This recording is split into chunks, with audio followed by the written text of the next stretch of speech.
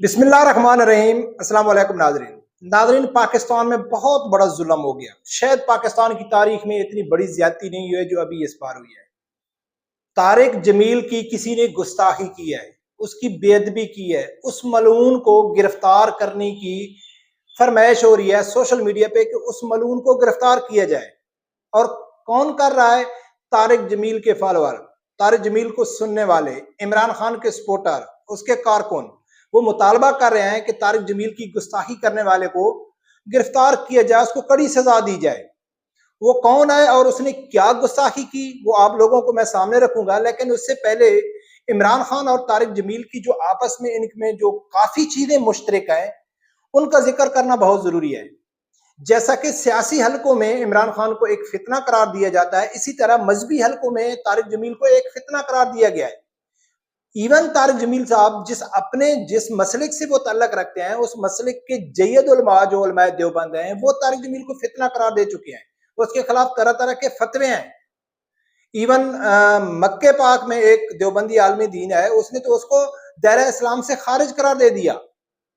تو دونوں اپنے اپنے جو کام کر رہے ہیں اس میں وہ فتنہ ہیں، اور کافی چیزیں ان میں مشترک ہیں، ان کے کارکنوں میں کافی چیزیں ایک مشترک ہیں۔ طارق جمیل ایک مذہبی سکالر ہے، لیکن اکثر وہ سیاست میں مداخلت کرتا ہے اور عمران خان کو سپورٹ کرتا ہے۔ سیاست میں مداخلت کرتا بھی ہے اور سپورٹ کس کو کرتا ہے؟ فتنے والے شخص کو جو فتنہ پھیلا رہا ہے۔ اور عمران خان ایک سیاسی لیڈر ہے، وہ اکثر عالم بننے کی کوشش کرتا ہے اور گستاخیاں کرتا ہے اور بے ادبیاں کرتا ہے۔ سیم اسی طرح طارق جمیل کی درجنوں کے حساب سے، سینکڑوں کے حساب سے اس کی گستاخیاں اور بے ادبیاں موجود ہیں۔ ان کے کارکن بھی شخصیت پسند ہیں۔ جو عمران خان کے کارکن ہیں، جو عمران خان کو ماننے والے ہیں، وہ چاہے کسی بھی مسلک سے ان کا تعلق ہو، چاہے وہ بریلوی ہو، چاہے دیوبندی ہو، چاہے اہل حدیث ہو، اہل شیعہ ہو، یا وہ نان مسلم ہی کیوں نہ ہو، ان کی نظر میں پاکستان کا سب سے جو بیسٹ عالم ہے وہ طارق جمیل ہے، کیونکہ وہ عمران کو سپورٹ کرتا ہے۔ اور پورے پاکستان میں سب سے بہترین جو لیڈر ہے طارق جمیل کے جو فالووروں کے سامنے، وہ عمران خان ہے، کیونکہ طارق جمیل اس کو پسند کرتا ہے۔ تو یہ ہے پاکستانی قوم کا اثر۔ تو اب بات کرتے ہیں کہ کیا گستاخی کیا ہے۔ آج سے کچھ دن پہلے ایک سینئر صحافی ہے اسد طور، اس نے طارق جمیل کی فیملی کے متعلق ایک ویڈیو بنائی۔ اس نے اس ویڈیو میں کچھ غلط نہیں کہا ہے، اس نے کہا ہے کہ طارق جمیل کے کتنے بیٹے ہیں، وہ کیا کام کرتے ہیں، انہوں نے کہاں کہاں شادیاں کی ہوئی ہیں، اس کی بچیاں کتنی ہیں۔ بڑے عزت اور احترام سے اس نے نام لیا ان کی بچیوں کا، لیکن ان کی کہاں کہاں شادی ہوئی ہیں، طارق جمیل کا بزنس کیا ہے، کاروبار کیا ہے، اس کی زمین کتنی ہے۔ تو یہ چیز اسد طور نے یہ بیان کی۔ اور طارق جمیل کے جو فالوور ہیں ان کو تو آگ لگ گئی، وہ تو آگ بگولا ہو گئے۔ انہوں نے کیا کہا ہے؟ انہوں نے کہا ہے کہ اس اسد طور کو ملعون قرار دیا، اس کو گستاخ قرار دیا۔ اور کیوں؟ کہ اس نے طارق جمیل کی شان میں گستاخی کی، اس کو گرفتار کیا جائے، اس کو سزا دی جائے۔ بڑے افسوس کی بات ہے، جب میں یہ سنا تو میں یہ ویڈیو بنائی کیوں کہ یہ لوگ کہاں کہاں تک پہنچ چکے ہیں کہ مولانا طارق جمیل کے جو فالوور ہیں اور عمران خان کے جو فالوور ہیں، ان کو طارق جمیل کی گستاخی تو نظر آ گئی، لیکن عمران خان آئے روز کنٹینر میں کھڑے ہو کے صحابہ کرام کی شان میں گستاخی کرتا ہے، نبی اکرم صلی اللہ علیہ وسلم کی شان میں گستاخی کرتا ہے، اللہ کی شان میں گستاخی کرتا ہے، بے ادبیاں کرتا ہے۔ لیکن مولانا طارق جمیل کو اور اس کے فالوور کو یا عمران خان کے سپورٹروں کو شرم نہیں آتی کہ وہ کہیں کہ آپ کیوں گستاخیاں کر رہے ہیں، ان کے خلاف کارروائی ہونی چاہیے۔ طارق جمیل یوٹیوب میں جاؤ، گستاخ طارق جمیل لکھو تو آپ کے سینکڑوں کے حساب سے طارق جمیل کی ویڈیو ملیں گی۔ کبھی تو وہ کہتا ہے کہ سب صحابہ کرام کو یعنی کہ نعوذ باللہ کافر کہنے سے کوئی کافر نہیں ہوتا ہے۔ دائرہ اسلام سے جو آدمی 35 سال تبلیغ میں لگایا اور اس کو اتنا شعور نہ ہے کہ اگر کوئی آدمی پورے صحابہ کرام کو کافر کہتا ہے تو وہ کافر نہیں ہوتا ہے، تو بھائی قرآن ہم سے کیسے پہنچا؟ یہی صحابہ کرام سے تو ہمارے ہاتھ میں قرآن ہوا، تو پھر قرآن کی کون دلیل دے گا؟ اور 3 سال بعد اس کو خیال آیا کہ میں نے تو غلطی کی ہے۔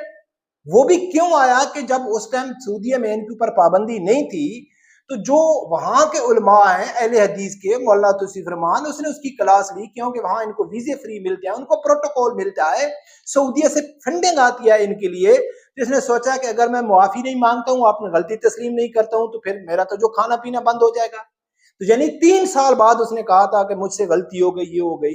یوسف علیہ السلام کی شان میں اس نے گستاخی کیا ہے، امام حسن امام حسین کے شان میں اس نے گستاخی کیا ہے، لیکن طارق جمیل کے فالوروں کو شرم نہیں آئی، حیا نہیں آیا کہ کہیں کہ بھئی آپ کس کو وہ کر رہے ہیں۔ جب آسیہ ملونہ کو رہا کیا گیا تو اس کیس کو میں نے بڑے ڈیپ میں جا کے دیکھا کہ آسیہ ملونہ کے رہائی کے بعد پاکستان کی جتنے بھی عالم ہیں، جتنے علماء اکرام ہیں، وہ چاہے کسی بھی مسلک سے ان کا تعلق ہے، میں شیعوں کو دیکھا ہے، اہل حدیث کے عالم کو دیکھا ہے، بریلوی دیوبندیوں کو دیکھا ہے کہ سب نے اس چیز کے اوپر احتجاج کیا۔ ہاں، ان کا احتجاج کرنے کا طریقہ الگ الگ تھا۔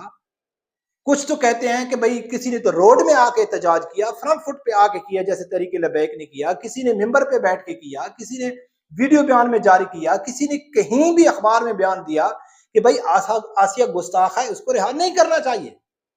ہاں، کسی نے یہ کہا ہے کہ جی عمران کی غلطی نہیں ہے، عدالت کی غلطی ہے، کسی نے کہا ہے نہیں عدالت کی غلطی نہیں ہے، عمران کی غلطی ہے، کسی نے کہا ہے بھئی چلو چھوڑو یار جس کی بھی غلطی ہے، اسٹیٹ نے فیصلہ کر دیا، ریاست نے فیصلہ کر دیا، لہٰذا گستاخ وہ ہے لیکن ہم کو احتجاج نہیں کرنا چاہیے، اللہ کے اوپر چھوڑنا چاہیے۔ لیکن پاکستان کا کوئی عالم نہیں تھا سوائے طارق جمیل کے کہ اس نے کہا ہے کہ آسیہ نے ملونہ نے گستاخی نہیں کی ہے، اور دلیل اس نے کیا دی کہ اگر اس نے گستاخی کی ہوتی تو سب سے پہلے روڈوں میں آتا۔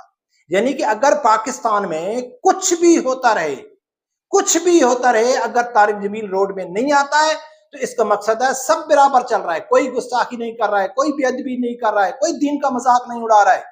ہاں، جب طارق جمیل روڈوں پہ آ جائے پھر آپ سمجھ جانا، پھر آپ کو کسی کی دلیل کی ضرورت نہیں ہے، طارق جمیل ہی دلیل کافی ہے۔ تو اس سے یہ ثابت ہوا کہ جب فرانس نے گستاخی کی تو طارق جمیل روڈ میں نہیں آیا، تو طارق جمیل کے بقول تو یعنی کہ اس کا یہ مقصد ہے نا کہ فرانس نے گستاخی نہیں کیا، اگر کی ہوتی تو طارق جمیل روڈوں پہ آتا۔ سب سے بڑا عاشق رسول وہ ہے۔ اسی طرح جو گیرٹ ویلڈر نے کیا تھا، ممتاز حسن قادری شہید کا واقعہ تھا، سلمان تاثیر گستاخ کا واقعہ، کئی واقعے ہوئے لیکن طارق جمیل کو کچھ بھی نہیں آیا۔ سیم اسی طرح عمران خان کو دیکھ لو کہ طارق جمیل بھی ہمیشہ سے بڑے بڑے لوگوں کو پسند کرتا ہے، بڑے بڑے مل مالکان کو، فیکٹری مالکان کو، بزنس مینوں کو، شوبز کی حسین اداکاروں سے طارق جمیل کو بہت شوق ہے، بہت دلچسپی رکھتا ہے، ٹک ٹاکروں سے، جو یعنی کہ بازار حسن کی عورتوں سے طارق جمیل خود بیان کرتا ہے کہ مجھے زیادہ لگا ہوا ہے۔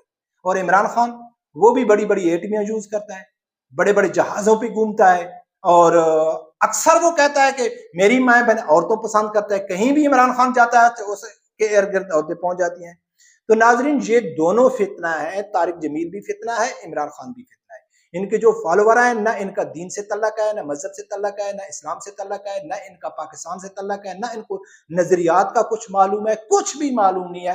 یہ شخصیت پسند ہے، شخصیت کے پجاری ہیں۔ ایک کی نظر میں طارق جمیل ہے، بس طارق جمیل نے جو کچھ بھی کہہ دیا ٹھیک ہے، اور عمران خان نے جو بھی کہہ دیا ٹھیک ہے۔ اللہ تعالیٰ اس فتنے سے قوم کو محفوظ رکھے۔ رب پروردگار سے یہی دعا ہے کہ اللہ تعالیٰ ہر آدمی کو حق سچ سننے کی اور اس کے ساتھ کھڑے ہونے کی توفیق عطا فرمائے۔ اللہ